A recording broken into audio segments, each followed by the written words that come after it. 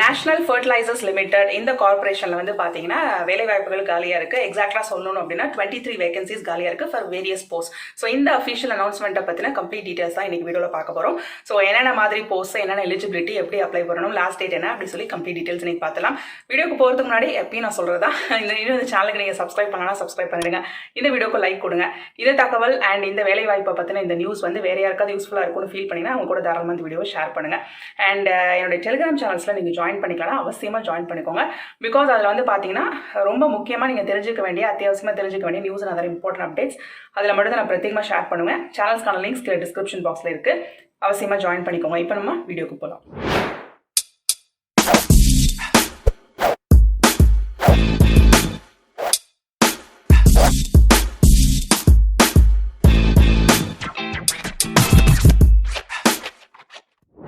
So national fertilizers limited அப்படிங்கிற அந்த நிறுவனத்தில் இருக்கக்கூடிய வேலை வாய்ப்பை பற்றி தான் இன்னைக்கு பார்க்க போகிறோம். ஸோ என்னென்ன போஸ்ட்டுக்கு வேலை வாய்ப்புகள் காலியாக இருக்குது அப்படின்னா senior manager, accounts officer, assistant manager, materials officer அப்படிப்பட்ட 4 வெவ்வேறு போஸ்ட்டுக்கு வந்து பார்த்தீங்கன்னா மொத்தமாக 23 வேகன்சிஸ் அவைலபிளாக இருக்குது. ஸோ இதுக்கான கல்வி தகுதி என்ன அப்படின்னு சொல்லிட்டு ஃபர்ஸ்ட் பார்த்துலாம். So senior manager and accounts officer இது 2 போஸ்ட்டுக்கும் வந்து பார்த்தீங்கன்னா கல்வி தகுதி ரொம்ப சிமிலராக தான் இருக்குது. ஸோ சார்ட்டர்ட் அக்கௌண்டண்ட்டாக வந்து அதாவது மினிமம் எஜுகேஷனல் எலிஜிபிலிட்டி இது இல்லாமல் வந்து பார்த்தீங்கன்னா எக்ஸ்பீரியன்ஸும் வந்து கேட்டிருக்காங்க. ஸோ மினிமம் எஜுகேஷனல் எலிஜிபிலிட்டி அப்படின்னு சொல்லி பார்த்தா சார்ட்டர்ட் அக்கௌண்டன்ட் இருக்கணும், அப்படி இல்லைன்னா காஸ்ட் அண்ட் மேனேஜ்மெண்ட் அக்கௌண்டண்ட்டாக இருக்கணும். ஸோ இது 2க்குமே வந்து இந்த senior manager and accounts officer இது 2க்குமே வந்து இந்த கல்வி தகுதி. அப்படி இல்லை அப்படின்னா 2 இயர்ஸ் வந்து பார்த்தீங்கன்னா எம்பிஏ, பிஜிடிஎம், எம்பிஏ இல்லைன்னா பிஜிடிஎம் வந்து ரெகுலராக 2 இயர்ஸ் ஃபுல் டைமாக வந்து நீங்கள் பண்ணியிருக்கணும். அப்படி இல்லைனா financial management with minimum of 60% of marks இதை வந்து பண்ணியிருக்கணும். ஸோ இந்த 2 போஸ்ட்டுக்கான காமன் எஜுகேஷனல் எலிஜிபிலிட்டி வந்து இதுதான். இது இல்லாமல் வந்து பார்த்தீங்கன்னா எக்ஸ்பீரியன்ஸ் வந்து எதிர்பார்க்குறாங்க.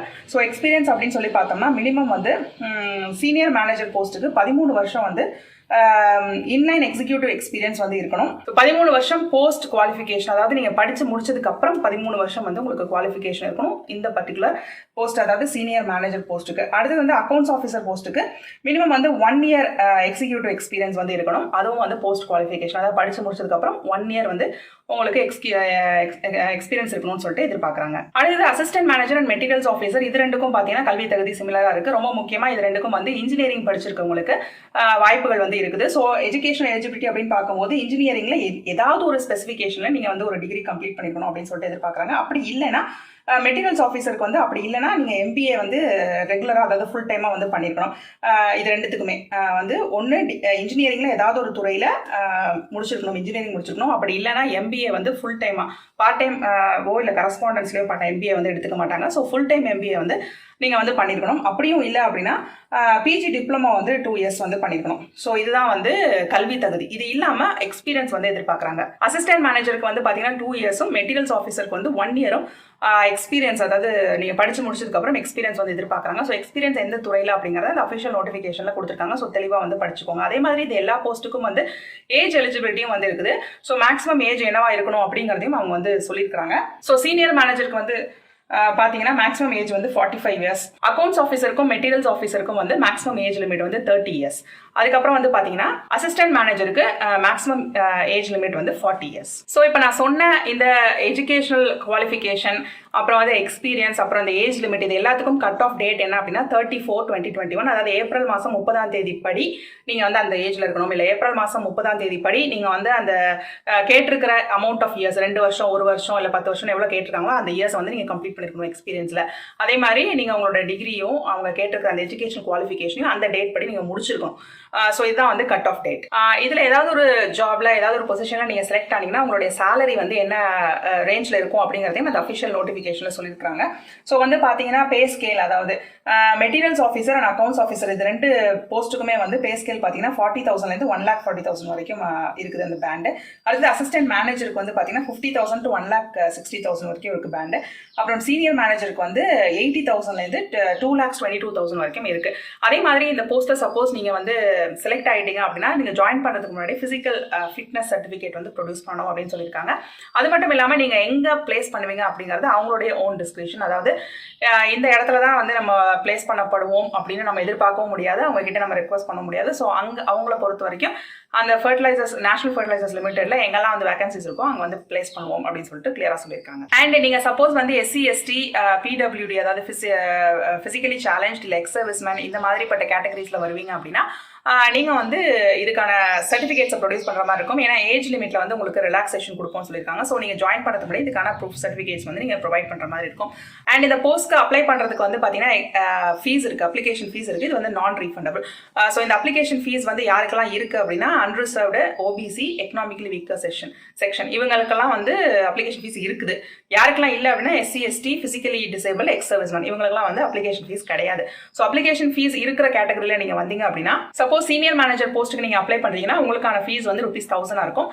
மற்ற 3 போஸ்ட் அதாவது materials officer, assistant manager, accounts officer, so இந்த மாதிரி அந்த மற்ற 3 போஸ்ட்டுக்கும் அப்ளை பண்ணுறீங்க அப்படின்னா உங்களுக்கான ஃபீஸ் வந்து 700 இருக்கும். ஸோ உங்களுக்கு ஃபீஸ் இருக்குது, நீங்கள் பே பண்ணணும் அப்படின்னா அதை வந்து நீங்கள் DD-யா மட்டும்தான் பே பண்ண முடியும். பேயபிள் வந்து யாருக்கு வந்து DD எடுக்கணும், யாருடைய பெயரில் DD எடுக்கணும் அப்படின்னா national fertilizers limited, payable at new Delhi அப்படின்னு சொல்லிட்டு DD எடுத்து தான் நீங்கள் இந்த அப்ளிகேஷன் ஃபீஸை பே பண்ணணும். ஸோ இப்போ நான் சொன்ன கல்வி தகுதி அண்ட் குவாலிஃபிகேஷன் இதெல்லாம் வந்து நீங்கள் மேட்ச் பண்ணுறீங்க அப்படின்ற பட்சத்தில் நீங்கள் வந்து தாராளமாக இதுக்கு அப்ளை பண்ணலாம். அப்ளிகேஷன் அதாவது இந்த நோட்டிஃபிகேஷன் வந்து கிளியராக படிச்சுக்கோங்க. பிகாஸ் நான் வந்து சில இன்ஃபர்மேஷன் தான் சொல்லியிருக்கேன், இன்னும் கம்ப்ளீட் இன்ஃபர்மேஷன் உங்களோட குவாலிஃபிகேஷன் என்னவா இருக்கலாம், என்னென்னவெல்லாம் இருக்கலாம், எலிஜிபிலிட்டி, எஜுகேஷன் எலிஜிபிலிட்டி அப்படிலாம் வந்து அந்த அஃபிஷியல் நோட்டிஃபிகேஷன் இருக்குது. அந்த நோட்டிஃபிகேஷனுக்கான லிங்க் வந்து கீழே டிஸ்கிரிப்ஷன் பாக்ஸில் இருக்குது. அதை கிளிக் பண்ணி கிளியராக படிச்சுக்கோங்க. ஸோ படிச்சுக்கிட்டே ஏதாவது போஸ்ட்டுக்கு வந்து நீங்கள் கம்ப்ளீட்டாக மேட்ச் ஆகுறீங்க, அப்ளை பண்ணலாம் அப்படிங்கிற பட்சத்தில் தாராளமாக வந்து அப்ளை பண்ணலாம். அப்ளிகேஷனோட ப்ரொஃபார்மாவும் கீழே டிஸ்கிரிப்ஷன் பாக்ஸில் லிங்க் இருக்குது. ஸோ அந்த லிங்கை கிளிக் பண்ணி அந்த PDF ஃபார்மேட்டில் தான் அந்த அப்ளிகேஷன் ஃபார்மை நீங்கள் ஃபில் பண்ணணும்.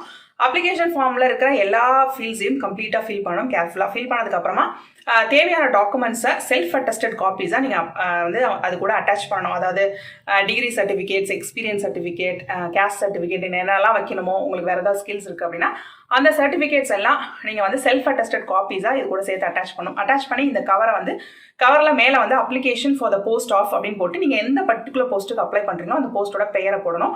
போட்டுட்டு நீங்கள் வந்து போஸ்ட் பண்ணணும். இது வந்து போஸ்டல் அப்ளிகேஷன். ஸோ போஸ்ட் பண்ண வேண்டிய அட்ரஸ் என்ன அப்படின்னு சொல்லிட்டு இப்போ பார்ப்போம். ஸ்க்ரீனில் நீங்கள் பார்த்துட்டு இருக்கிற அட்ரஸ் தான் chief manager HR, national fertilizers limited, A11, sector 24, Noida, district Gautam Buddh Nagar, Uttar Pradesh 201301. So இதுக்கான லாஸ்ட் டேட் வந்து பார்த்தீங்கன்னா 25/6/2021, அதாவது ஜூன் மாதம் 25 தான் லாஸ்ட் டேட். அந்த லாஸ்ட் டேட்டுக்குள்ளே சென்று சேர்ற மாதிரி இந்த கவரை வந்து இந்த அட்ரஸ்க்கு நீங்கள் போஸ்ட் பண்ண வேண்டியது அவசியம்.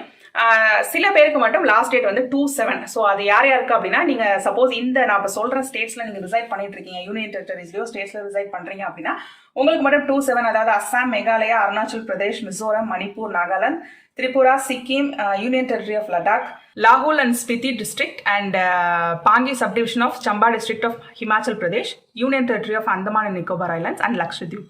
ஸோ இந்த ஏரியாஸில் இருக்கீங்க, சப்போஸ் நீங்கள் ரிசைட் பண்ணியிருக்கீங்க அப்படின்னா உங்களுக்கு மட்டும் லாஸ்ட் டேட் வந்து 27, அதாவது ஜூலை மாதம் 2ஆம் தேதி. ஸோ மற்ற இந்த ஏரியா இப்போ நான் சொன்ன இந்த ஏரியாஸ் இல்லாமல் மற்ற ஏரியாஸில் இந்தியாவில் நீங்கள் எங்கே இருக்கீங்க அப்படின்னாலும் உங்களுக்கான லாஸ்ட் டேட் வந்து 25/6. அதுக்குள்ளே அந்த கவர் போய் அவங்கள்ட்ட சேரணும், அந்த உத்தரப்பிரதேஷ் அட்ரஸ்க்கு.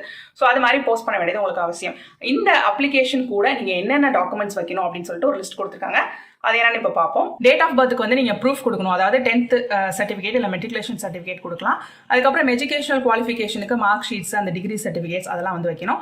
அடுத்தது பே ஸ்கேலுக்கு வந்து நீங்கள் கொடுக்குற மாதிரி எம்ப்ளாயி சர்டிஃபிகேட்டு, அப்புறம் வந்து அப்பாயின்மெண்ட் லெட்டர், பே ஸ்லிப்ஸ், இன்க்ரிமெண்ட் வந்துச்சுன்னா அதோட லெட்டர், இதெல்லாம் வந்து அதாவது ப்ரீவியஸாக நீங்கள் ஒர்க் பண்ணும்போது என்ன பே ஸ்கேலில் இருந்தீங்க, எவ்வளோ இன்க்ரிமெண்ட் வாங்கினீங்க அப்படிங்கிறத பொறுத்து உங்களுடைய பே ஸ்கேல் இப்போ வந்து டிசைட் பண்ணுவாங்க. ஸோ அதுக்காக வந்து இந்த சர்டிஃபிகேட்ஸ்லாம் நீங்கள் வைக்கணும். அதுக்கப்புறம் எக்ஸ்பீரியன்ஸ் சர்டிஃபிகேட் வைக்கணும். டேட் ஆஃப் ஜாயினிங் எப்போ, ரிலீவிங் எப்போ, ப்ரெசென்ட்டாக யார்கிட்ட வேலை பார்க்குறீங்க அப்படிங்கிற ப்ரூஃப், அப்புறம் கேஸ்ட் சர்டிஃபிகேட்டு, அப்புறம் வந்து பார்த்தீங்கன்னா சப்போஸ் நீங்கள் டிஃப்ரெண்ட்லி டிசேபிள்டாக இருக்கீங்க அப்படின்னா உங்களோட டிசபிலிட்டிக்கான மெடிக்கல் சர்டிஃபிகேட் வேணும். அப்புறம் அப்ளிகேஷன் ஃபீயை வந்து டிடியில் கொடுக்கணும் இல்லையா, ஸோ அந்த டிடியை வந்து அட்டாச் பண்ணணும். அதுக்கப்புறம் ஐடென்டிட்டி ப்ரூஃபுக்கு வந்து ஆதார், பேன், பாஸ்போர்ட், இல்லைனா வந்து ஏதாவது ஒரு ஃபோட்டோ ஐடி கார்டு, அதை வந்து பார்த்தீங்கன்னா செல்ஃப் அட்டஸ்டடாக வந்து நீங்கள் அப்ளிகேஷன் கூட அட்டாச் பண்ணணும். அண்ட் உங்களோட நீங்கள் சென்ட் பண்ணுற அப்ளிகேஷன் அண்ட் இதர டீட்டெயில்ஸ் வச்சு உங்களை வந்து அவங்க ஷார்ட் லிஸ்ட் பண்ணுவாங்க. ஷார்ட் லிஸ்ட் பண்ணிவிட்டு இன்டர்வியூக்கு வந்து கால் ஃபார் பண்ணுவாங்க. இன்கேஸ் ஏதாவது ஒரு இந்த இப்போ பேண்டமிக் சுச்சுவேஷனாக இருக்கனால லேட்டர் டேட்டில் ஒருவேளை அவங்க ஆன்லைன் டெஸ்ட் கண்டக்ட் பண்ணலாம் அப்படின்னு சொல்லியிருக்காங்க. அப்படி கண்டக்ட் பண்ணால் அது வந்து அவங்களோட அஃபிஷியல் வெப்சைட்டில் நோட்டிஃபை பண்ணுவோம்னு சொல்லியிருக்காங்க. அந்த வெப்சைட்கான லிங்க் டிஸ்கிரிப்ஷன் பாக்ஸில் நான் கொடுக்குறேன். பார்த்து நீங்கள் அந்த வெப்சைட்டை அப்ளை பண்ணதுக்கப்புறமா அடிக்கடி அந்த வெப்சைட்டை செக் பண்ணிக்கோங்க. இன்கேஸ் இன்டர்வியூ வைக்கிறது அவங்க டிசைட் பண்ணாங்கன்னா உங்களுக்கு வந்து உங்களை ஷார்ட் லிஸ்ட் பண்ணியிருந்தாங்க அப்படின்னா உங்களுக்கு வந்து இன்டர்வியூக்கான நோட்டிஃபிகேஷன் வரும். நீங்கள் போய் இன்டர்வியூவில் பெர்ஃபார்ம் பண்ணணும். ஸோ அவ்வளோதாங்க இன்னைக்கு ஷேர் பண்ண இன்ஃபர்மேஷன் உங்களுக்கு ரொம்ப யூஸ்ஃபுல்லாக இருக்கும் நான் நினைக்கிறேன். சப்போஸ் நீங்கள் எலிஜிபிள்னு ஃபீல் பண்ணீங்கன்னா இல்லை வேறு யாராவது உங்களுக்கு தெரிஞ்ச வேறு யாராவது இதுக்கு வந்து சூட் ஆவாங்கன்னு ஃபீல் பண்ணிங்கன்னா அவங்க கூட இந்த வீடியோ ஷேர் பண்ணுங்கள். உங்களுக்கு இந்த இன்ஃபர்மேஷன் பிடிச்சிருந்துச்சுன்னா வீடியோக்கு ஒரு லைக் கொடுங்க. இனிமேல் இந்த சேனலுக்கு சப்ஸ்கிரைப் பண்ணலாம் மறக்காம சப்ஸ்கிரைப் பண்ணிட்டு நோட்டிஃபிகேஷன் பட்டன் ப்ரெஸ் பண்ணுங்க. அப்போ தான் இந்த மாதிரி யூஸ்ஃபுல் வீடியோஸ் எல்லாம் நீங்கள் மிஸ் பண்ணாமல் பார்க்க முடியும். அண்ட் ஆல்சோ இன்னும் என்னுடைய டெலிகிராம் சேனல்ஸில் ஜாயின் பண்ணலாம்னா அவசியமாக ஜாயின் பண்ணிக்கோங்க. நிறைய யூஸ்ஃபுல் அண்ட் இம்பார்ட்டன்ட் அப்டேட்ஸை நீங்கள் பெற்றுக்கொள்ளலாம். இதே மாதிரி இன்னொரு யூஸ்ஃபுல் இன்ஃபர்மேஷனோட நான் உங்களை அடுத்த வீடியோவில் சந்திக்கிறேன். Until then, it's bye from Jane. நன்றி, வணக்கம்.